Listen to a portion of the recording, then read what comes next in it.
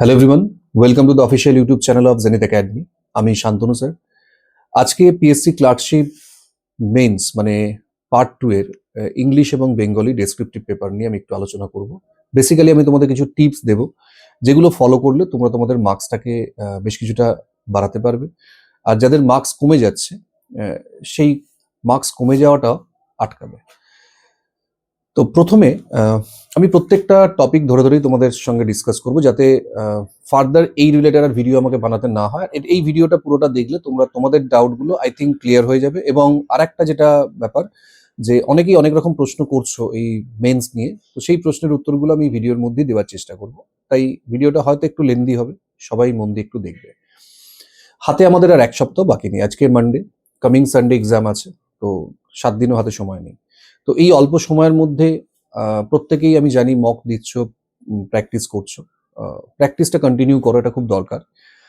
কিন্তু আমি যেটা আমার স্টুডেন্টদের মক কপি চেক করতে গিয়ে আমিও যেটা দেখছি, যে জিনিসটা আমি অবজার্ভ করছি বারবার, যে কিছু কিছু জায়গায় এমন এমন কিছু মিস্টেক করছে সবাই, যার জন্য আমাকেও নাম্বার কম দিতে হচ্ছে। হয়তো অনেকে খুব ভালো লিখছে, ভালো জানে, কিন্তু এমন এমন সিলি মিস্টেক হচ্ছে যার জন্য নাম্বার আমাকে কম দিতে হচ্ছে। এক্সামিনারও কিন্তু তাই করবে। অনেকের ধারণা যে এক্সামিনাররা নাম্বার দেন না, ব্যাপারটা এরকম নয়। নাম্বার প্রত্যেকেই দিতে চান, কিন্তু নাম্বারটা আমাদের নিজেদের তুলে নিতে হবে আর কি। তার জন্য আমাদের কিছু কিছু বেসিক জায়গায় যে মিস্টেকগুলো আমরা করছি সেগুলোকে অ্যাভয়েড করতে হবে। সেইগুলো নিয়ে আমি আজকে কথা বলবো, ডিটেলেই তোমাদের সঙ্গে কথা বলবো। এবং রিপোর্ট রাইটিং, ট্রান্সলেশন কিংবা প্রেসি, এই সব ব্যাপারগুলোতেই আমি আজকে তোমাদের বলবো। তো একটু ভালো করে তোমরা ভিডিওটা দেখবে। তো প্রথমে আমি একটা কথা বলি, যে হাতে তোমাদের 1 ঘন্টা সময় থাকবে, এবং এই 1 ঘন্টার মধ্যে তোমাদের 6টা লিখতে হবে। আগেই আমি বলেছিলাম যে এটা খুব ডিফিকাল্ট ব্যাপার। প্রত্যেকটা লেখার জন্য তোমার হাতে 10 মিনিট করে সময় থাকছে। সেখান থেকেও কিছুটা সময় কমবে, কারণ অনেক ফর্মালিটিস আছে, সেগুলোকে তোমাকে করতে হবে। তো হাতে আমি ধরে নিলাম 9 মিনিট করে সময় আছে। এবার এই 9 মিনিট টাইমটাকে কিন্তু তোমাকে প্রপারলি ডিস্ট্রিবিউট করতে হবে। ব্যাপারটা তো এরকম নয় যে তোমার ট্রান্সলেশনে যতটা সময় লাগবে, প্রেসিতেও ততটা সময় লাগবে, বা রিপোর্টও ততটা সময় লাগবে। কোনোটা একটু বেশি লাগবে, কোনোটা একটু কম লাগবে। সেই টাইম ম্যানেজমেন্টটা কিন্তু তোমাকে এখন থেকেই তৈরি করে নিতে হবে। আশা করি তোমরা প্রত্যেকে তৈরি করেছো সেটা নিয়ে। মক দিতে গিয়ে তোমাদের যে জায়গাগুলো বেশি সময় লাগছে, কোনটায় কম সময় লাগছে, এগুলো তোমরা আগে থেকে বুঝতে পারছো। এবার যেহেতু হাতে সময় কম, মানে 1 ঘন্টা সময়, 1 ঘন্টার মধ্যে এতগুলো লিখতে হবে। তো এটা কিন্তু এক্সামিনারও খুব ভালো করে জানেন, যে এই অল্প সময়ের মধ্যে এতগুলো লেখা, খুব গুছিয়ে খুব সুন্দর করে লেখাটা খুব ডিফিকাল্ট ব্যাপার, যেটা ম্যাক্সিমাম স্টুডেন্ট পারবে না। এটা ফ্যাক্ট। ধরো 100 জনের মধ্যে হয়তো 10 জন থাকবে যারা সত্যি খুব ভালো গুছিয়ে লিখবে। বাকি 90 জন কিন্তু অ্যাভারেজ লিখবে, কেউ কেউ হয়তো বিলো অ্যাভারেজ লিখবে। কিন্তু তোমাদের একটা জিনিস মাথায় রাখতে হবে, প্রত্যেকটা লেখা তোমাদের লিখে আসতে হবে। অনেকেই যারা ধরো অনেক দিন ধরে আউট অফ প্র্যাকটিস, তারা হয়তো 6টা লিখতেই পারবে না। কিন্তু এটা মাথায় রাখতে হবে, যেভাবেই হোক তোমাদের 6টা লিখে আসতে হবে। এটা এটা ফার্স্ট তোমার টার্গেট রাখতে হবে। কারণ 6টা না লিখে এলে তুমি কিন্তু ওভারঅল নাম্বার তোমার কমে যাবে। ঠিক আছে? কাট অফ কত কি হবে, তুমি কত পেয়েছো, কত তুলতে হবে, এইগুলো নিয়ে একদমই ভাববে না। এগুলো নিয়ে ভাবলে আরো প্রিপারেশন হ্যাম্পার হবে তোমাদের। তো তোমাকে এটা মাথায় রাখতে হবে যে you have to give your best. তুমি যতটা পারছো সেটাই দেবে। কিন্তু তারপরেও অনেকের নাম্বার কমছে, এর কারণটা কি? দেখো, এবার আমি আজকে তোমাদের এই ভিডিওতে সেইগুলো নিয়ে কথা বলবো। প্রথম জিনিস যেটা, নাম্বার কমার একটা মেন কারণ হচ্ছে কিছু কিছু আমরা ফরম্যাটে ভুল করছি। ফরম্যাটে ভুল বলতে অনেকেই আছে, আমি যেটা দেখছি, মানে আমি আমার স্টুডেন্টদের কপি চেক করতে গিয়ে যেগুলো আমি অবজার্ভ করেছি, সেগুলি তোমাদের সঙ্গে শেয়ার করছি। আশা করি তোমরাও রিলেট করতে পারবে। ম্যাক্সিমাম স্টুডেন্টদের এই প্রবলেমগুলোই হচ্ছে। প্রথম যে প্রবলেম, সেটা হচ্ছে টাইটেলে বা হেডলাইনটাকে আন্ডারলাইন করা। এটা একদম করবে না। অনেকে প্রেসি লিখছো, প্রেসির টাইটেল দিয়ে আন্ডারলাইন করে দিচ্ছ নিচে। আবার কেউ আবার এইভাবে একটা করে ডিজাইন করে দিচ্ছ, রিপোর্টের হেডলাইন দিয়ে তাকে ডিজাইন করে দিচ্ছ। এইটা একদম করবে না। এতে কিন্তু মার্কস কাটবে। সেকেন্ডলি, অনেকে যেটা করছো, যে লিখতে গিয়ে কোনো হয়তো ওয়ার্ড তোমরা ভুলে গেছো, সেই ওয়ার্ডটা কি হচ্ছে, তোমরা ওই জায়গাটা ব্ল্যাঙ্ক রেখে দিচ্ছ, বা কোনো সেন্টেন্স তুমি লিখতে পারছো না, ব্ল্যাঙ্ক রেখে দিচ্ছ। এই কোনো জায়গা লেখার ক্ষেত্রে কিন্তু ব্ল্যাঙ্ক রাখা যায় না। এবার তোমরা অনেকে বলবে, আমি তো স্যার এটা মনে পড়ছে না তাই ব্ল্যাঙ্ক রেখেছি, পরে গিয়ে সেটাকে আমি আবার লিখে দেব। এটা কিন্তু হয় না। যেহেতু হাতে সময় কম, তাড়াহুড়োতে তুমি দেখবে ওটা ভুলে যাবে। আর ভুলে যাওয়া মানে ওই জায়গাটা ব্ল্যাঙ্ক থেকে গেল, এক্সামিনার তোমার নাম্বার কাটবে। সেটা সেন্টেন্স হতে পারে, সেটা তোমার কোনো ওয়ার্ড হতে পারে, ফ্রেজ হতে পারে, যাই হোক। তাই যখন যেটা লিখছো সেটাকে চেষ্টা করবে কমপ্লিট করার। ঠিক আছে? কমপ্লিট করে আসবে। আগের বারের মতো যদি এবারেও হয় যে তোমাকে কোয়েশ্চেন পেপারের মধ্যে আনসার লিখতে হবে, তাহলে তো আর পেজের কোনো ব্যাপার নেই, ওর মধ্যেই তোমাকে লিখতে হচ্ছে। আর সিকোয়েন্স ওয়াইজ তো লেখার কোনো ব্যাপার থাকছে না, তোমরা তোমাদের মতো করে লিখতে পারো, 1 ঘন্টার মধ্যে 6টা লিখলেই হবে। তো টপিক সিলেকশনের ব্যাপারটা একটু মাথায় রাখতে হবে। আমি যেটা প্রেফার করব, আমি তোমাদের যেটা সাজেস্ট করি, আগেও বলেছি যে আগে ট্রান্সলেশন, তারপরে প্রেসি, তারপরে রিপোর্ট।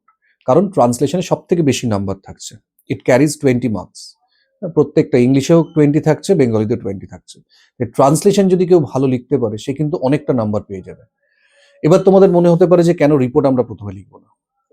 রিপোর্ট ধরো, আশা করছি তোমরা ইজি টপিক পাবে বা কমন পাবে, কিন্তু প্রবলেম যেটা হচ্ছে, কেউ যদি একদম কমন মুখস্থ করে যাও, মনে করো আমি মুখস্থটাই লিখে দেবো, তাহলে আলাদা ব্যাপার।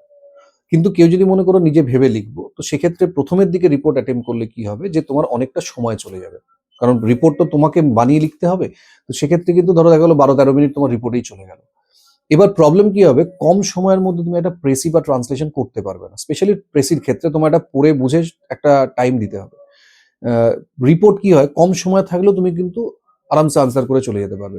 তুমি 5-7 মিনিটে একটা রিপোর্ট মোটামুটি দাঁড় করিয়ে দিতে পারবে, যেটা একটা প্রেসির ক্ষেত্রে সম্ভব নয়। তো সেই জন্য আমি প্রেফার করি এটাই, যে আগে ট্রান্সলেশন করো, তারপরে প্রেসি করো, তারপর রিপোর্ট করো। এবার কারোর যদি মনে হয় যে প্রেসি খুব বড় দিয়েছে, আমি টাচ করতে পারবো না বা সময় অনেক লাগবে, ইন দ্যাট কেস তুমি আগে রিপোর্ট করে নিতে পারো। বাট আমি যে সিকোয়েন্সটা বললাম, এটা করলে তুমি 1 ঘন্টার মধ্যে 6টা লিখতে পারবে আশা করি। তো এই সিলেকশন, টপিক সিলেকশনের ব্যাপারটা তোমাদের উপর আমি ছাড়লাম। আমি যেটা বললাম তোমরা সেটা ফলো করে দেখতে পারো। মক তো দিচ্ছ তোমরা, আর তোমাদের যদি মনে হয় না আমি আগে রিপোর্ট করে লিখবো, সেটা তোমরা দেখবে, যেটা তোমার টাইম ম্যানেজমেন্টে সুবিধা হচ্ছে। ঠিক আছে, এবার আসি আমি ভুলের কথা। প্রথম আমি রিপোর্টটা বলবো। রিপোর্ট নিয়ে নানা স্টুডেন্টদের মধ্যে নানা রকম কনফিউশন, যে কি ফরম্যাট হবে, স্পেশালি ডেট কি দেবো, বাই এ স্টাফ রিপোর্টার দেবো, না বাই এ স্পেশাল করেসপন্ডেন্ট দেবো, না বাই XYZ দেবো। দেখো, আমি যদি প্রিভিয়াস ইয়ারের কোয়েশ্চেনটার কথা বলি, আমাদের দুটো রিপোর্ট দিচ্ছে। একটা ধরো অ্যাক্সিডেন্টাল রিপোর্ট দেবে, আর একটা ধরো কোনো জেনারেল টপিকের উপর রিপোর্ট দেবে। তো কোনো জেনারেল যদি টপিক দেয়, সাপোজ ড্রাগ অ্যাডিকশনের উপর একটা টপিক দিতে বললো, চাইল্ড লেবারের উপর একটা টপিক হতে পারে, গ্লোবাল ওয়ার্মিং হতে পারে, যে কোনো টপিক হতে পারে। তো এই টপিকগুলো বেসিক্যালি এডিটোরিয়ালের টাইপ চলে আসে, কিন্তু আমাদের তো পিএসসিতে এডিটোরিয়াল বলে সেরকম আসে না, মানে ক্লার্কশিপে। তো তোমাকে যদি বলে ড্রাফটটা রিপোর্ট, তো ড্রাফটটা রিপোর্ট হলে আমাকে রিপোর্টের যে ফরম্যাট, সেই ফরম্যাটেই লেখা উচিত। ধরো তুমি যে কোনো একটা তোমার ড্রাগ অ্যাডিকশন আমি বললাম, বা এনভায়রনমেন্টাল পলিউশন, আমি একটা জাস্ট একটা টপিক বলছি, সেরকম যদি দেয়, সেক্ষেত্রে তোমরা আগে একটা হেডলাইন দেবে। হেডলাইনের পর তোমরা নিচে একটা ড্যাশ দিয়ে বাই আ স্পেশাল করেসপন্ডেন্ট লিখতে পারো, কিংবা বাই XYZ দিয়েও করতে পারো। করেসপন্ডেন্স দেবে না, করেসপন্ডেন্ট বলবে। ঠিক আছে, এটা দিয়ে তোমরা করতে পারো। বাদিকে তুমি যেরকম ফরম্যাট হয়, প্লেস ডেট একটা দিলে, ডেটের ফরম্যাট আমি আগের দিন রিপোর্টে বলেছিলাম, স্ল্যাশ দিয়ে লিখবে না, ধরো December 28 এরকম করে লিখবে। আর যদি এরকম জেনারেল টপিক দেয়, যেদিন তোমরা রিপোর্ট মানে এক্সাম দিচ্ছ সেদিনের মানে টপিক দিয়ে, সরি ডেট দিয়ে তোমরা লিখবে। ঠিক আছে, এটা তুমি ডেটের জায়গায় দিলে, দিয়ে এবার তুমি বডিটা লিখবে। রিপোর্টে সাধারণত 3টে প্যারাগ্রাফ হয়, যদি সময় না পারো অ্যাটলিস্ট 2টো প্যারাগ্রাফের মধ্যে রিপোর্টটা লেখার চেষ্টা করবে। একটা বডি দিলে, মানে ইন্ট্রো বডি, আর একটা কনক্লুশন দিলে হয়ে গেল।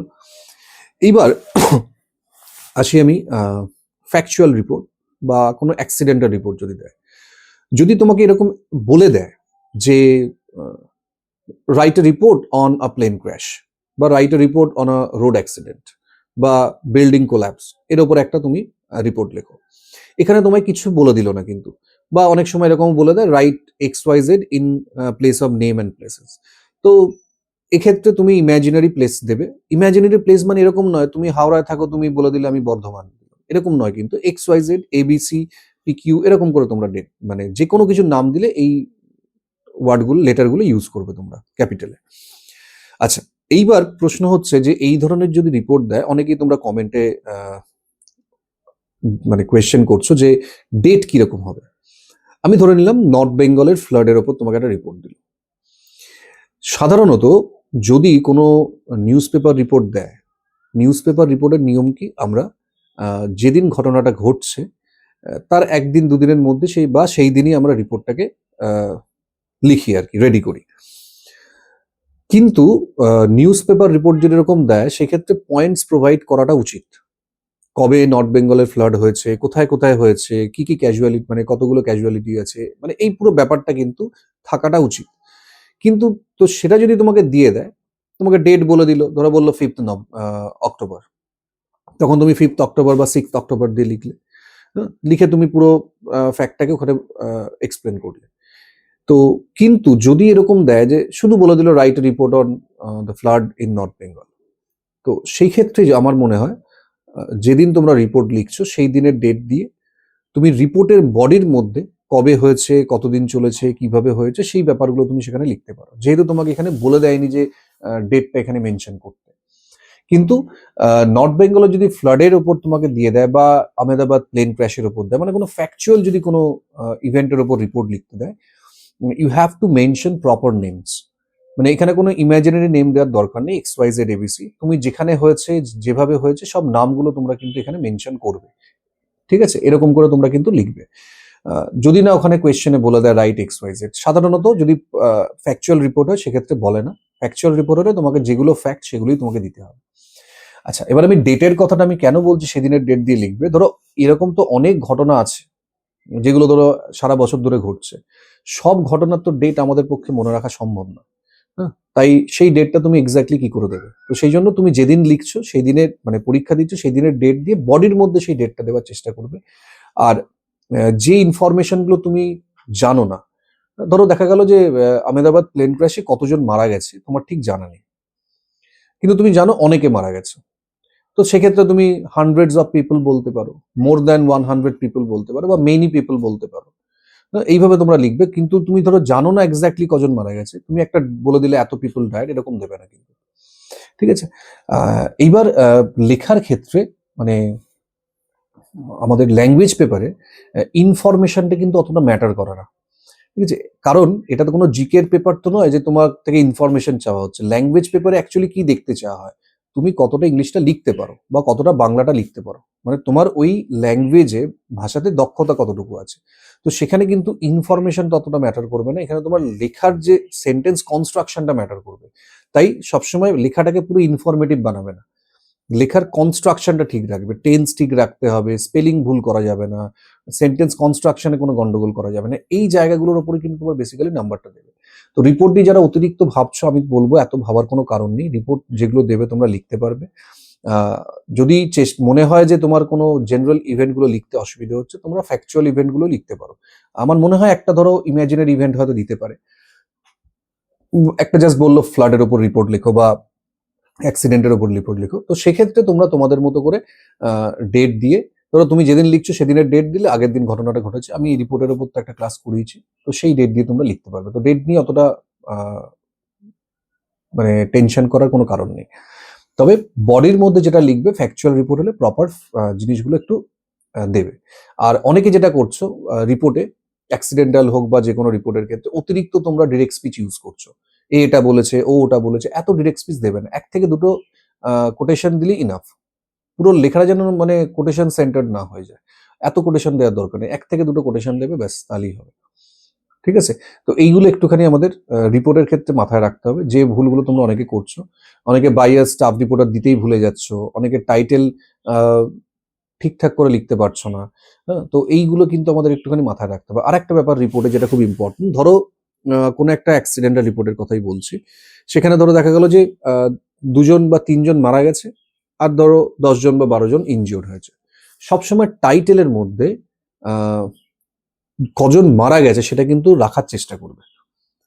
ঠিক আছে, ধরো আমি বললাম যে ডিভাস্টেটিং ফ্লাড ক্লেমস 2 লাইভস, ঠিক আছে, কতজন ইনজিওর্ড হয়েছে সেটা বডিতে রাখো, কতজন মারা গেছে সেটা কিন্তু সবসময় চেষ্টা করবে ওই লেখার ক্ষেত্রে রাখার, টাইটেলের মধ্যে বা হেডলাইনের মধ্যে রাখার, এটা খুব ইম্পর্টেন্ট। তোমার যদি কোন ইমাজিনারি ইভেন্টের উপরও লিখতে বলে, সেক্ষেত্রে তো পুরোটাই তোমার হাতে আছে। কজন মরছে, কজন ইনজিওর্ড হয়েছে, তুমি তোমার মতো বানিয়ে লিখতে পারো। তো যারা যারা মানে কতজন মারা গেছে সেই নাম্বারটা সবসময় চেষ্টা করবে হেডলাইনের মধ্যে রাখার, এটা খুব ইম্পর্টেন্ট। ঠিক আছে, তো রিপোর্টের ব্যাপারটা এইগুলো একটু মাথায় রাখবে। ফ্যাকচুয়াল ইভেন্ট যদি নর্মালি দিয়ে দেয় যে এটার উপর রিপোর্ট লিখো, যেদিন লিখছো সেদিনের ডেট দিয়ে তোমরা বডির মধ্যে কবে কি হয়েছে সেই ব্যাপারগুলো একটু লিখবে। ঠিক আছে, আচ্ছা এবার আসছি আমরা ট্রান্সলেশনের ক্ষেত্রে। ট্রান্সলেশন একটা সব থেকে বড় সমস্যা তোমাদের, যেটা হচ্ছে টেন্স, আমরা কি লিখবো। তো টেন্সের ব্যাপারটা আমি একটু বলে দিই। ট্রান্সলেশনের এরকম কোনো ফিক্সড বা হার্ড অ্যান্ড ফাস্ট রুল নেই যে আমাকে প্রেজেন্টে লিখতে হবে, পাস্টে লিখতে হবে বা ফিউচারে লিখতে হবে, কিংবা ভাবানুবাদ করব না আক্ষরিক অনুবাদ করব, এরকম কোনো ফিক্সড বা হার্ড অ্যান্ড ফাস্ট রুল নেই। এটা আমাদের প্যাসেজ পড়ে বুঝতে হবে। অনেক স্টুডেন্ট যে ভুলটা করে, প্যাসেজ মানে কোয়েশ্চেনটা পাওয়া মাত্রই লাইন ধরে ধরে ট্রান্সলেট করতে শুরু করে দেয়। এই জায়গাতে সব থেকে বড় সমস্যাটা আমাদের হয়। কারণ কারণ আহ, তুমি বাংলাটা প্রথমে যেটা পড়ে দেখছো হয়তো মনে হচ্ছে প্রেজেন্ট কন্টিনিউয়াস টেন্স, কিন্তু যেই তুমি শেষের দিকে এসে দেখলে যেটা পুরো তো পাস্টের ঘটনা বলছে, তার মানে ওটা পাস্ট কন্টিনিউয়াস হয়ে যাবে। তো সেই জন্য আমি সবাইকে রিকোয়েস্ট করব যে অ্যাটলিস্ট 1 থেকে 2 বার প্যাসেজটা পড়ে নাও, পড়ে ঘটনাটা বোঝো কি বলতে চাইছে, তারপরে তোমরা টেন্সটা মানে বুঝতে পারবে যে কি বলছে। ধরেই জাস্ট দেখলাম আর ট্রান্সলেট করলাম এরকম করবে না। অনেকের প্রশ্ন এরকম থাকে যে দুটো সেন্টেন্সকে কি আমরা মার্চ করে লিখতে পারি, বা একটা বড় সেন্টেন্স দিলে কি আলাদা করে লিখতে পারি? অবশ্যই লিখতে পারো, কোনো অসুবিধা নেই। সেন্টেন্সের যে মূল বিষয়টা সেটাকে শুধু ঠিক রাখতে পারলেই তোমার হবে। অনেক সেন্টেন্স এমন থাকে যে পরপর দুটো মানে একটা সেন্টেন্সকে পুরো একসঙ্গে লেখাটা পসিবল হয় না, তুমি ভেঙে লিখতে পারো। বা অনেক সময় এরকম হতে পারে দুটো সেন্টেন্স আলাদাভাবে দেয়া আছে বাংলাতে, ইংলিশের ক্ষেত্রে আমার সেটাকে এক করে লিখতে হচ্ছে। লিখতেই পারো, মিনিংটা এক রাখলেই হবে। সেটা বাংলার ক্ষেত্রেও একই, কিন্তু মানে এরকম না যে শুধু ইংলিশে হবে, ইংলিশ বাংলা দুটোর ক্ষেত্রে একই। প্রত্যেকটা ল্যাঙ্গুয়েজের নিজস্ব কিছু ক্যারেক্টারিস্টিক্স থাকে। তো এটা একটু মাথায় রাখবে। টেন্সের ব্যাপারটা সাধারণত যদি গল্প হয়, গল্পের ক্ষেত্রে পাস্ট টেন্স হয়।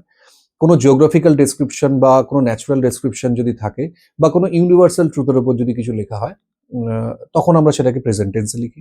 আর কোটেশন তো পাস্ট থাকলে পাস্ট, প্রেজেন্ট থাকলে প্রেজেন্ট, বা ফিউচার থাকলে ফিউচার। অনেকে তোমরা কোটেশনটাকে দ্যাট দিয়ে জুড়ে দাও, এটা কিন্তু করবে না। ট্রান্সলেশনে তোমার যদি প্যারাগ্রাফ চেঞ্জ হয়, তোমাকে প্যারাগ্রাফ চেঞ্জ করতে হবে। কোটেশন যদি থাকে প্রেজেন্টে, তোমাকে প্রেজেন্টে লিখতে হবে, পাস্ট পাস্ট, যেরকম জায়গা যা থাকবে সেরকম লিখতে হবে। আমি আগের দিন ট্রান্সলেশন করা থেকে তোমাদের বলেছিলাম যে অনেক সময় ডিরেক্ট স্পিচে কোটেশন থাকে না, সেক্ষেত্রে আমাদের জায়গাটা বুঝতে হবে। যদি দেখো যে ইন্টারোগেটিভ সাইন আছে কিংবা এক্সক্লামেটরি সাইন আছে, তখন বুঝে নিতে হবে এগুলো কিন্তু সব ডিরেক্ট স্পিচ, কারণ ইনডিরেক্ট স্পিচে শুধুমাত্র অ্যাসার্টিভ সেন্টেন্স লেখা হয়। হ্যাঁ, তো সেগুলো আমাদের বুঝে নিতে হবে। তোমাকে আর কোটেশন দিতে হবে না, তুমি ডিরেক্ট স্পিচে লিখবে, উইদাউট কোটেশন লিখবে। তো এইগুলো একটুখানি আমাদের সেন্টেন্সটা পড়ে না বুঝতে হবে। এটা তো ল্যাঙ্গুয়েজ, এটা কোনো সাবজেক্ট নয়। তাই ল্যাঙ্গুয়েজটা না বুঝতে পারলে তুমি কখনো ট্রান্সলেট করতে পারবে না, কিন্তু লিখে আসবে প্রত্যেকটা। ধরো ট্রান্সলেশন করতে গিয়ে একটা পার্টিকুলার লাইন তুমি কিছুই মাথামুন্ডু বুঝতে পারছো না, হ্যাঁ, তো টেন্স তো দূরে থাক, তুমি সেন্টেন্সটা কিছু বুঝতেই পারছো না, তো ওই জায়গাটা কখনো ছাড়বে না। যদি মনে হয় যে কিছু লিখতে পারছি তো লিখে দেবে, না হলে পরের সেন্টেন্সটা ওর পাশে লিখে দেবে। এরকম যেন না হয় যে তুমি ওই লাইনটা বুঝতে পারোনি বলে লাইনের স্পেসটা ছেড়ে তার পরের লাইনটা আবার পর থেকে শুরু করছো, এটা কিন্তু ট্রান্সলেশনে করবে না।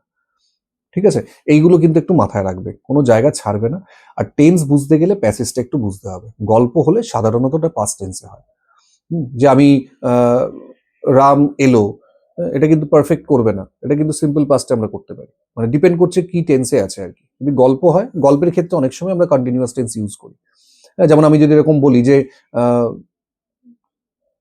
গভীর রাত, দুই বন্ধু জঙ্গলের মধ্য দিয়ে যাচ্ছে, হঠাৎ দেখলো একটা বাঘ তাদের সামনে এসে দাঁড়ালো। এই যে জঙ্গলের মধ্যে দিয়ে যাচ্ছে, এটা কিন্তু কন্টিনিউয়াস মনে হবে আমার দেখে, প্রেজেন্ট কন্টিনিউয়াস।